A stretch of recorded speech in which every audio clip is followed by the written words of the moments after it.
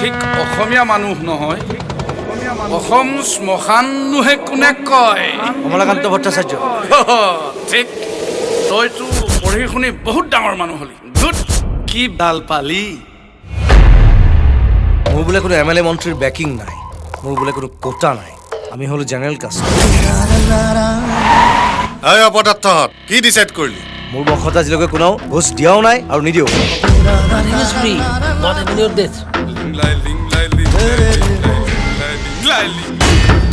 চাকৰিটো বোলে নহ'ল, পইচা নিদিলে হ'বলা। আপোনালোকে আমাৰ আদৰ্শ, আমাৰ কষ্ট, আমাৰ সপোনৰ মূল্য ৰাখিছে 25 লাখ টকা। 25 লাখ টকা ইজ নট এ ফাকিং জোক। কিপি বিকিলেও নাপাম। স্মাৰ্ট যুগত ইভেণ্টতকৈ টকাৰহে দাম বেছি। তুমি ভাঙি নপৰিবা অনিৰ্বাণ। আচল শত্ৰু কোন জানোনে? চিষ্টেম। থানাত এখন এফআইআৰ দেখি এতিয়া পিছে আপুনি কি কৰিম বুলি এই চিষ্টেম কেতিয়া চেঞ্জ হ'ব? এই যে মানুহক ভাগ ভাগ কৰা এই শিকলিডালো ছিঙি পেলা। আমি নতুন প্ৰজন্ম হয়, ইচ্ছা কৰি দেশ সলাবও পাৰোঁ, চলাবও পাৰোঁ।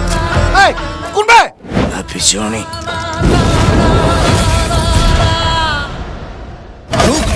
ডুগ ডম্বৰু বাজে, মোৰে চোতালোতে নিতে ত্ৰম্বক নাচে, বাজে ৰুদ্ৰতাল, নাচে মহাকাল, অভিনব তাণ্ডব, বিবিধ বিভঙ্গ, উলঙ্গ বিলঙ্গ।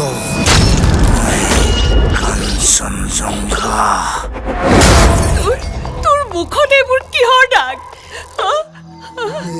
গোটেই জীৱনটো তাকে হৈ গ'ল মা।